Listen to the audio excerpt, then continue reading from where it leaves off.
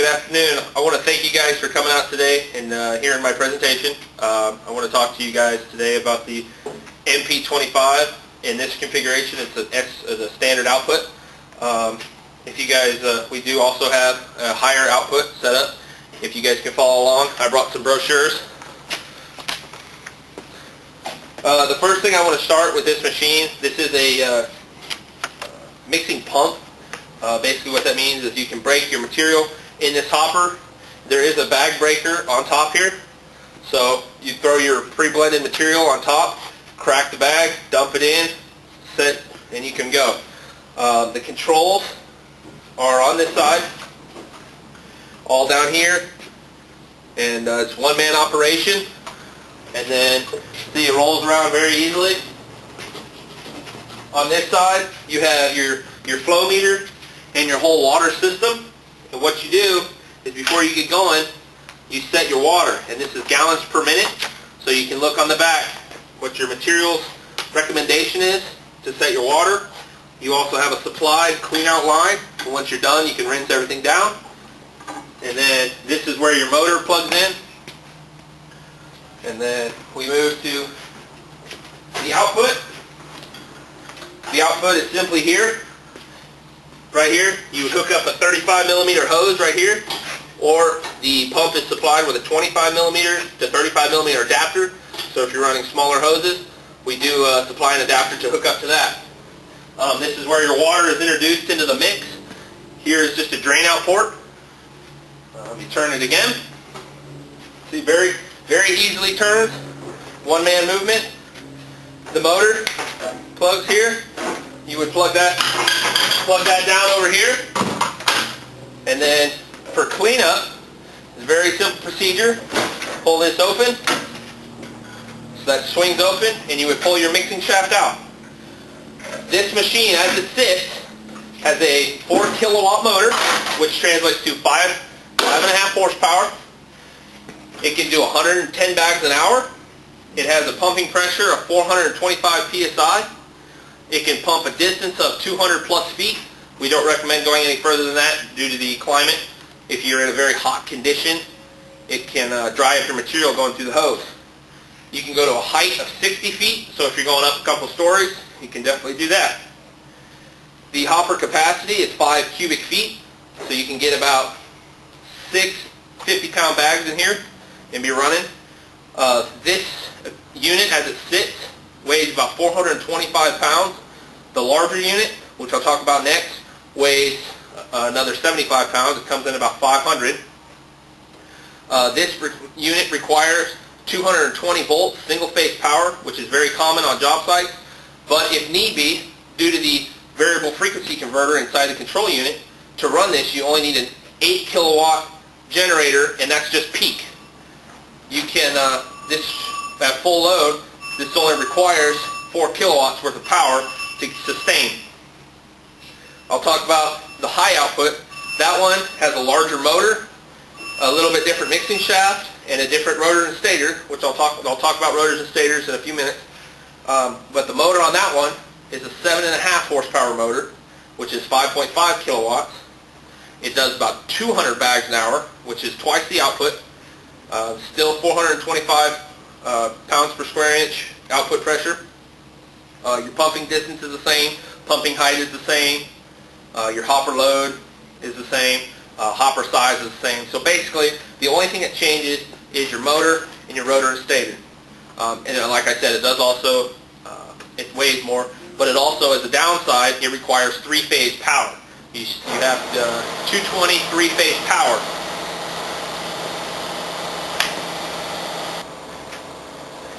Each pump is supplied with a pressure tester.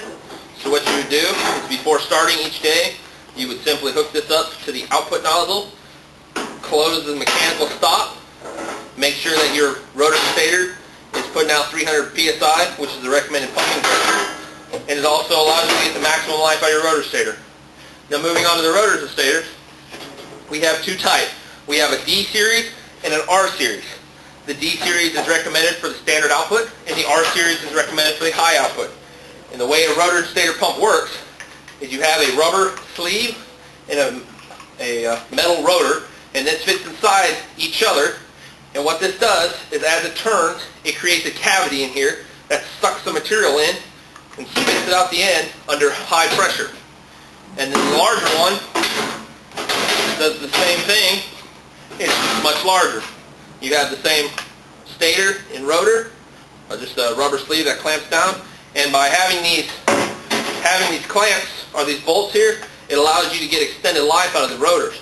So when you check your pressure, if it's too low or too high, if it's too low, you simply tighten up these 3 bolts. If it's too high, you would loosen the 3 bolts and tighten this down to spread the clamp apart. And for just sheer size, this is a size comparison. Not much there, but a lot more here. You're able to do the additional 100 bags per hour.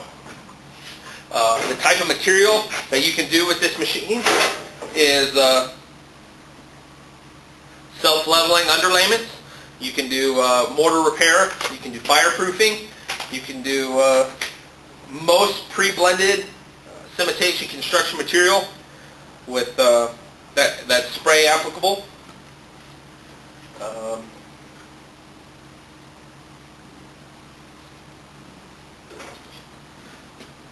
To summarize it, this is a self-contained, one-person operation that could save you a lot of money. You cut down on labor because it only takes one to 2 to 3 people to run it. You cut down on your material failures because once you set your water, you can just run at that all day long and you're getting the same consistency, same flow, same material. So you cut down on material failures, which can save you in the long run. You have a lot better jobs, more business, because more people recommend you. Do you guys have any questions so far? Yes, sir. Once again, so how many people can run this machine? To run the machine itself, it only takes 1. 2 can do it, but if you just have 1, you can have 1 person breaking bags and 1 person running the controls right here. Very simple. I've seen several people doing that. Some people just, if it's a larger job, they'll have 2. They'll have 1 person controlling the unit, washing the water, while another person breaks bags. Okay, so what makes this machine better versus competitors of the U.S.-made machines? As of right now, there is not another U.S.-made machine that's anything like this. Our biggest competitor is European-made, and the downside with a European-made machine is you're going to have a lot longer lead time for any repair parts. We usually get stuff out the door within 24 hours. We also have on-site training that is free with the purchase of the pump, and we also we sell everything that you could possibly need for this pump in-house. It's all made here, 100% in Texas. Haslett, Texas is where we're located. So if you're in New York, we can drop ship something to you, have it there the next day, overnight it to you, and you're back on the job. You only lose about 12 to 13 to 14 hours, depending on how long it takes to get overnighted up there, and you're back up and running. So it cuts down on your lost time. Do you have another one? So how much this machine weigh with the standard output? The standard output unit weighs about 425 pounds, and that's completely dry. You know, as you run, you know, it might get lighter just from moving. It might seem lighter compared to moving buckets full of water and everything. This just requires a power hose, a power cord, and a water hose, a water supply. So when you get to a job site, if you have single-phase power for this unit or 3-phase power for the higher output and a water supply, you're good to go. And then, of course, you need your material to run and your hoses, which your hoses you have to purchase separately with your pump because we don't want to send you only 40 feet of hose when you really need 200 feet of hose. We do also sell hoses here, and we sell the parts to clean the hoses. Another benefit of our pump over our competitor is our water booster pump. We incorporated a clean-out port for your hoses. Right here, when you're done pumping, you would just simply take the end of your hose off the end of the machine, put your foam balls into here, you close your cam lock fitting, open this valve up with the water pump on, and you can simply turn or clean your hoses out. And I would recommend that if you were doing that, you run the foam balls down there 2 to 3 times just to make sure you get all the material. And then also for cleaning up, you have the built-in clean out sprayer. So when you're done, you rinse down your hopper and everything, and you just set it on into a clean out area. I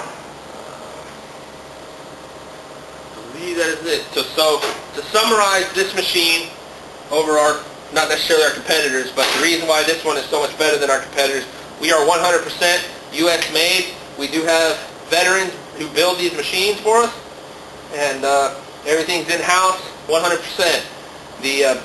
You have a clean out area for your water booster or your hoses that is incorporated with a water booster pump. So if you do have a low supply of water, that is fine, or the water booster pump to make sure that you have enough to pump. You have a rotor and stator design. So this would be your only wear item other than your mixing shaft, but you're going to get probably 600 to 800 bags of material out of a rotor stator, where the mixing shaft will last a lot longer than that because it's metal. This is rubber, metal to rubber surface. The metal, or the rubber, usually wears, like I said, 600 to 800 bags, unless you're really soft with it, really gentle with it. Very simple to clean up. If for some reason you have a plug in the hopper, the rotor and stator comes off with 2 bolts, and you can clean out everything. The clean out, or the mixing shaft, comes out with simply just undoing this latch. Motor swings open, you pull your mixing shaft out, knock the material off, pull the rotor stator off, clean everything out, and you're done. That's how easy this cleans up, and it's very simple. Everything goes in, and you can just run. Well, I appreciate you, sir. I appreciate you guys coming. Thank you for your time. What am I at? 36 minutes. What's that? That's about 15. That's 15 minutes? About 15, 16. And I lost like 3 minutes with that thing? Yeah. That thing? Does it have to be 20 exact? 20 to 30. 20 to 30? Yeah. So, fucking sweating, man. I don't know what else to talk about. Oh, yo, shit, you did pretty damn good, you know what I'm saying?